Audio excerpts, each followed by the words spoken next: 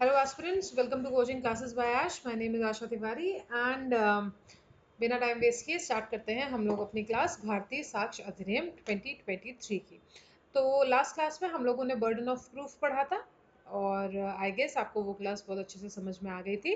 अब आज की क्लास में हम लोग जो टॉपिक पढ़ेंगे that is estoppel. So as the name suggests, estoppel का मतलब क्या होता है? जैसे इंग्लिश में स्टॉप होता है वैसे ही इसको स्टॉपल बोलते हैं। मोर और लेस मतलब वही है, रोकना। लेकिन किस चीज को रोकने की बात हो रही है यहाँ पे भारतीय साक्ष्य अधिनियम में, उसको आइए समझते हैं। तो सेक्शन 121 बीएसए में आपको स्टॉपल डिफाइन किया जाता है। पहले इसको पढ़ते हैं, उसके बाद हम समझते हैं। देखिए, सेक्शन 121 कह रहा है when one person has by his declaration, act और omission intentionally caused or permitted another person to believe a thing to be true and to act upon such belief, neither he nor his representative shall be allowed in any suit or proceeding between himself and such person or his representative to deny the truth of that thing. Section 121 कह रहा है कि जहां पे भी एक व्यक्ति ने उसके द्वारा कुछ करने से या किसी चीज को जिसको करना था उसको न करने से इंटेंशनली एक व्यक्ति को परमिट किया है या इंटेंशनली एक व्यक्ति को ऐसा दिखाया है या कुछ ऐसा किया कि जो दूसरा व्यक्ति था उसने बिलीव कर लिया कि ये जो पहला वाला व्यक्ति है जो बोल रहा है वो सच है, और उस बिलीफ पे उसने ये काम कर दिया। तो अब जो पहले वाला व्यक्ति है, अगर उसके बिलीफ पे ये काम हो चुका है, दूसरे ने काम कर दिया है ये मानते हुए कि पहला वाला सच बोल रहा है, तो अब पहला वाला मुकर नहीं सकता। ये है आपका सेक्शन 121 स्टॉपल। इसको मैं और आसान भाषा में आपको समझाती हूँ एक एग्जाम्पल के तहत। मान लीजिए एक व्यक्ति ए है, ठीक है। उसने जाके बी व्यक्ति से कहा कि ये जो तुम जमीन देख रहे हो ना, ये जमीन मेरी है, ठीक है। बी व्यक्ति ने मान लिया कि भाई अब इतना कुछ बता रहा है, ये कह रहा है कागज इसके पास है, सब कुछ जो था। ए ने बोला कि ये जमीन मेरी है, बी ने कहा कि अरे भाई अगर तुम्हारी है तो मुझे दे दो। अब वो जमीन ए की थी नहीं, लेकिन उसने बी को ये बिलीव कराया कि वो जमीन ए की है, और बी ने ये मानते हुए कि वो जमीन ए की है उसको पैसे दे दिए कि ठीक है ये जमीन तुम मुझे दे दो, जो पैसे बोलोगे मैं तुम्हें दे दूंगा। ए ने लेट अस अज्यूम कि उससे मांग लिया 20 लाख रुपए। उसने कहा कि ठीक है, अरे चलो तुम दोस्त हो, तुम 20 लाख दे दो, क्योंकि वो जमीन तो एक ही थी नहीं। अब बी ने उसको 20 लाख रुपए दे दिए। बी इस चीज में खुश है कि ये जमीन तो मेरी हो गई। ठीक, यहां तक समझ में आया? अब मान लीजिए कि वो जमीन जो है वो ए के एंसेस्टर्स की थी, एग्जैक्टली ए की नहीं थी अभी फिलहाल, लेकिन अब वो किसी भी प्रकार से ए की हो गई। समय बदला और वो जमीन सच में एक ही हो गई। तो सेक्शन 121 कह रहा है कि अब वो जमीन एक ही हो गई, तो ए ये नहीं कह सकता कि नहीं ये तो मेरी जमीन है, मैं तुम्हें नहीं बेचूंगा, ये लो अपने 20 लाख रुपए ले लो। भाई 1 करोड़ की जमीन, तो वो 20 लाख खुशी खुशी दे देगा कि ठीक है तुम 20 लाख रुपए ले लो और ये जमीन मैं वापस ले रहा हूँ, क्योंकि अब तो वो सच में उसकी हो गई है। तो 121 कहता है कि ऐसे में ए को स्टॉप करता है लॉ, क्योंकि बी ने ये मानते हुए उसको पैसे दिए थे कि वो जमीन ए की थी। अब जब वो सच में ए की हो गई है तो ए उससे मुकर नहीं सकता, यानी कि वो जमीन बी के पास रहेगी। समझे? ये है सेक्शन 121। अब देखिए, जितना आसान ये लग रहा है उतना आसान है नहीं, क्योंकि इसमें फिर क्वेश्चन ये उठता है कि मतलब बी ने कैसे मान लिया, है ना। तो इसमें कुछ इसके एक्सेप्शंस भी हैं। पहली चीज समझिए कि जो हमारा ये स्टॉपल है ये काम कैसे करता है। तो गाइस, ये जो हमारा प्रिंसिपल ऑफ स्टॉपल है ना, इसके तीन प्रिंसिपल्स हैं। जो स्टॉपल है इसके तीन प्रिंसिपल्स हैं, यानी कि ये तीन मेन चीजों पे, सूत्रों पे आधारित है। पहला क्या है कि अपने किए गए दोषपूर्ण कार्य का कोई भी व्यक्ति बेनिफिट नहीं उठा सकता है, यानी कि no one can take benefits from his own misdeeds, number one. Number two, cold and hot breathing can not be done at the same time. Cold and hot breathing can not be done at the same time, ठीक है, यानी कि गर्म और ठंडी सांस आप एक साथ नहीं ले सकते हैं। तीसरा प्रिंसिपल है कि वन कैन नॉट एक्सेप्ट और deny a thing at the same time. आप एक ही समय पे एक चीज को एक्सेप्ट भी कर रहे हो और डिनाई भी कर रहे हो, ये नहीं हो सकता। इन 3 प्रिंसिपल्स पे आपका स्टॉपल आधारित है। ये आपके प्रीलिम्स का भी क्वेश्चन बनता है, ये आपके मेंस का भी बहुत प्रिय क्वेश्चन है, इसलिए आपको डिटेल में समझा रही हूँ, ठीक है। तो स्टॉपल सेक्शन 121 में है, 3 प्रिंसिपल्स पे आधारित है। पहला, अपनी मिसडीड्स का आप बेनिफिट नहीं ले सकते, हॉट एंड कोल्ड ब्लो नहीं कर सकते एट द सेम टाइम, और डिनाई और एक्सेप्ट नहीं कर सकते एट द सेम टाइम, ठीक है। अब इसमें ये cold and hot breathing at the same time नहीं हो सकती। इसका एक केस लॉ है, Shiv Shayan versus state of UP AIR 2004, please note it down somewhere. Shiv Shayan versus state of UP AIR 2004, ये हॉट एंड कोल्ड ब्रीदिंग का है, ठीक है।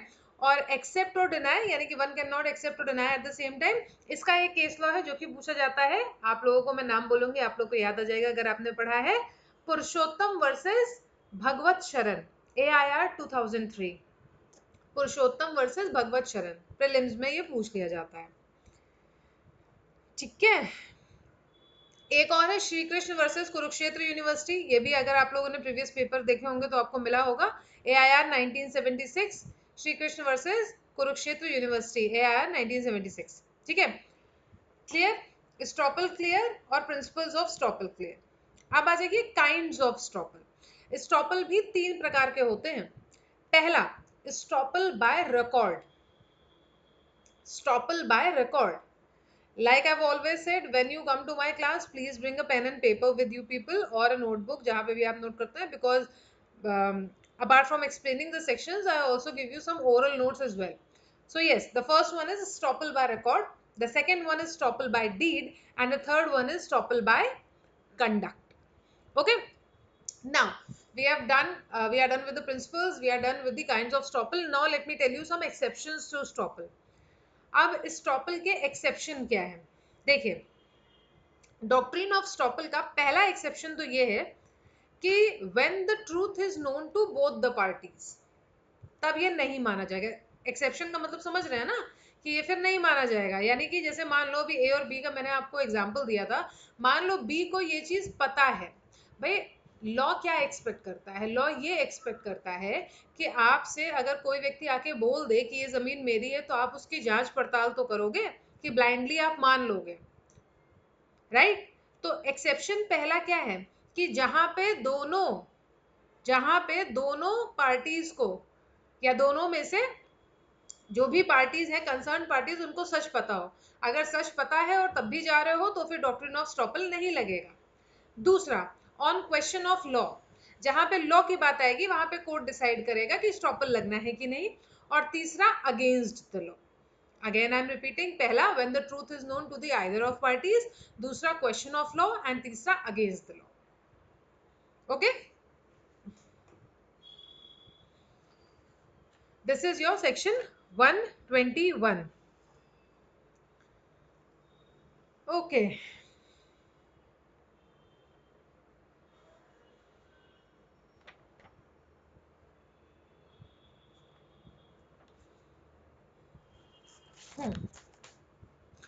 now after 121 122 is easy to read, आप लोग इसको समझ सकते हैं। And now let's come to chapter number 9 of witnesses. So chapter 9 of witnesses, number 124, who may testify. Now who all can testify, section 124 हमसे बोलता है। section 124 कहता है कि हर वो व्यक्ति जो कि competent है, हर वो व्यक्ति competent है कोर्ट में टेस्टिफाई करने के लिए, unless and until कोर्ट को ऐसा लगता है कि the person is prevented from understanding the questions put to them or from giving rational answers to those questions by tender years, extreme old age, disease, whether of body or of mind, or any other cause of the same kind. Section 124 पूछा जाता है। Section 124 कहता है कि किसको हम as a witness, किसको हम टेस्टिफाई करने के लिए ओके मान सकते हैं, कंपिटेंट मान सकते हैं। तो ये कहता है कि जिसको भी कोर्ट कंपिटेंट मानती है, यानी कि जिसको कोर्ट को लगता है कि वो उससे क्वेश्चंस पूछेगी तो वो समझ पाएगा, रेशनल आंसर्स दे पाएगा। अगर वो बहुत छोटा है कोई, यानी कि छोटा बच्चा होगा, तो ये नहीं हो सकता है। अगर कोई व्यक्ति एक्सट्रीम ओल्ड एज का होगा तो भी ये नहीं हो सकता है। अगर किसी व्यक्ति को किसी प्रकार की बीमारी है, चाहे वो दिमागी बीमारी हो चाहे शरीर की बीमारी हो, तो भी ऐसा मुश्किल होता है। तो इसके अलावा बाकी सारे लोग कंपिटेंट होते हैं टेस्टिफाई करने को, अगर वो रैशनली सोच पाए या अगर उनसे जो क्वेश्चंस पूछे जाए वो उसको समझ में और उसका उत्तर दे पाए। सो एक्सप्लेनेशन में यहाँ लिखा भी हुआ है, a person of unsound mind is not incompetent to testify unless he is prevented by his unsoundness of mind from understanding the questions put to him and giving rational answers to them। तो ये कह रहे हैं कि एक unsound mind का व्यक्ति incompetent नहीं है जस्ट बिकॉज कि वो अनसाउंड माइंड का है, अगर उसको समझ आ रहा है कि क्या पूछा जा रहा है। और एक अनसाउंड माइंड का व्यक्ति जिस समय साउंड माइंड में हो, जैसे हमने पढ़ा है ना कि कभी कॉन्ट्रैक्ट एक्ट में हम लोगों ने पढ़ा है राइट, कि किस समय उसके द्वारा किया गया कॉन्ट्रैक्ट वैलिड होगा, रिमेंबर। तो इसमें ये बोला गया है कि अगर उसके जो क्वेश्चंस पूछे गए हैं और उन क्वेश्चंस का वो सही आंसर दे पा रहा है तो उसके द्वारा दिया गया वो जो टेस्टिफाई करेगा that will be a valid thing. Now section 125, witness unable to communicate verbally. Okay, dumb witness पहले इसको हम लोग बोलते थे, यानी पहले इसका नाम डम्ब विटनेस था, फिर बाद में वो हटा के इसको कर दिया गया witness unable to communicate verbally.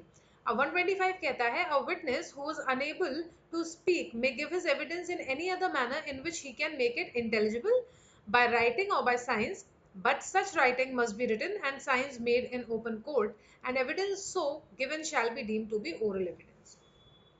एक वो विटनेस जो कि बोल नहीं सकता, वो अपने एविडेंस को और भी किसी मैनर से बता सकता है कोर्ट को, जैसे कि लिख के या साइंस के थ्रू, लेकिन जो लिखा होगा या जो साइंस होंगे वो ओपन कोर्ट में दिया जाएगा एज एन एविडेंस और उसको ओरल एविडेंस के तहत माना जाएगा।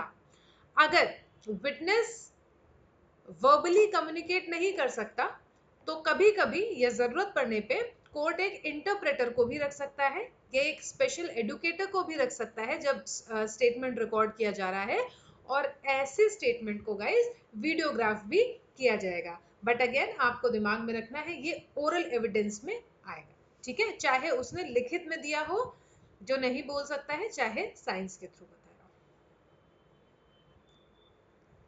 हो। 126 ये पूछा जाता है कि सिविल प्रोसीडिंग की जब बात होगी तो हस्बैंड और wife of any party to the suit shall be competent witness, ठीक है, अभी बताती हूँ। और जब क्रिमिनल प्रोसीडिंग की बात होगी तो husband of wife such person shall be a competent witness. ये दो प्रकार की प्रोसीडिंग्स की बात की गई है कि competency of husband and wife as witness in certain cases.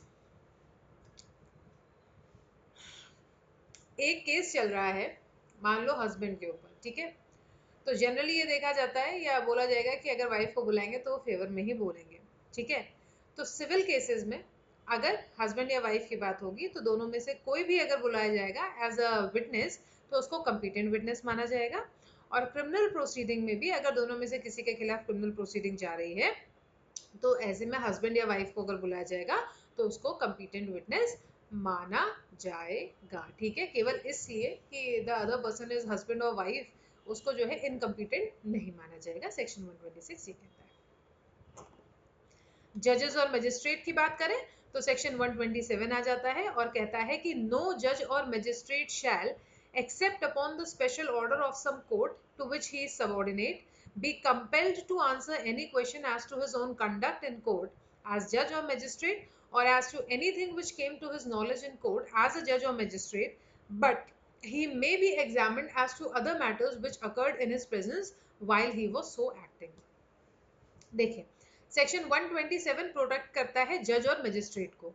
ये कहता है कि कोई भी जज, कोई भी मजिस्ट्रेट जब तक कि उसकी सुपीरियर कोर्ट उसको ऑर्डर करके ना बुलाए, यानी कि कंपेल ना करे, तब तक वो आंसरेबल नहीं है किसी को भी बताने के लिए कि वो एज अ जज और मजिस्ट्रेट था तब उसका कंडक्ट क्या था, या फिर उसके नॉलेज में कोई चीज थी जब वो जज और मजिस्ट्रेट एक्ट कर रहा था, तो उसको किसी को बताने की जरूरत नहीं है unless and until he is compelled by the superior court, तब उनको बताना पड़ेगा, अदरवाइज उनको बताने की जरूरत नहीं है कि उन्होंने, भाई जजेस हैं, मजिस्ट्रेट हैं, बहुत सारे केसेस होते हैं, किसी में कुछ कंडक्ट होता है, किसी में कुछ कंडक्ट होता है, कभी अच्छा मूड कभी बुरा mood, depends, they are also obviously people ना, ऐसा तो है नहीं, ऑब्वियसली मूड स्विंग्स होते हैं, सब है।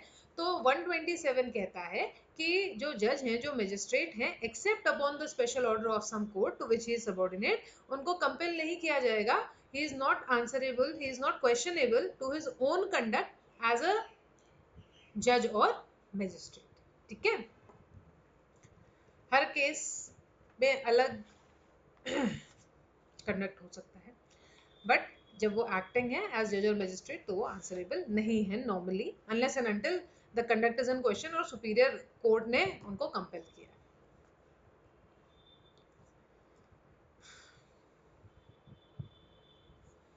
देखो जैसे ए है, उसने अपने ट्रायल, उसका कोर्ट ऑफ सेशन में ट्रायल था, देखिए इलस्ट्रेशन, तो उसने बोला कि जो मजिस्ट्रेट थे बी, उन्होंने डिपोजिशन सही से नहीं लिया। जनरली भाई यही बोल ही सकता है, और बोलेगा क्या। तो इसमें बी जो हमारे मजिस्ट्रेट है, उनको कंपेल नहीं किया जाएगा कि भाई आपने डिपोजिशन सही से लिया कि नहीं लिया, then again except upon the special order of a superior court. Now section 128, everybody, communications during marriage. It says no person who has been married shall be compelled to disclose any communication made to him during marriage by any person to whom he is or has been married, nor shall be he permitted to disclose any such communication unless the person who made it or his representative in interest consents, except in suits between married persons or proceedings in which one married person is prosecuted for the crime committed against another. देखो general rule ये होता है guys, section 128 कहता है कि marriage के अंदर जो भी कम्युनिकेशंस होती है ना, वो डिस्क्लोज नहीं करनी चाहिए, नहीं कर सकते हैं बेसिकली, अनलेस एंड अनटिल आपको जो दूसरा पार्टनर है वो कंसेंट दे रहा है कि ठीक है भाई ज़रूरी है तो आप ये हमारी बात जो है वो डिस्क्लोज कर सकते हो। और एक्सेप्शन में है कि सूट्स अगेंस्ट मैरिज कपल, जैसे कि अगर आप डाइवोर्स प्रोसीडिंग्स देखो तब तो फिर सारे ही कम्युनिकेशंस खुल के आते हैं। तो उसमें क्या है, उसमें जब आप एक दूसरे के विरोधाभास पार्टीज है तो उसमें आपको एक्सेप्शन दिया हुआ है, देखिए except in the suits between married persons और proceedings in which one married person is prosecuted for the crime committed by the other. इसके अलावा जनरल रूल ये है, सेक्शन 128 प्रोटेक्ट करता है communications during marriage. Now 127 says evidence as to state affairs of state. This you people no, from this and onwards, I'll take it afterwards. And that would be the last class for Bharti Saksh Adhinayam. So one more class and our Bharti Saksh Adhinayam will be completed, guys. So if you people are following me so far, so good. If not, no, I guess I'll take 2 more classes. Yeah, 2 more classes and guys, then this will be over. भारतीय साक्षर Hindi, like I said कि अब 3 से 4 ही classes बची, जिसमें से एक मैं ले चुकी हूँ, एक आज हो गई, 2 क्लासेस में अब आपका भारतीय साक्षर अधिनियम बचा हुआ खत्म हो जाएगा। So I suggest if you people are following this playlist, do keep on liking, sharing and subscribing.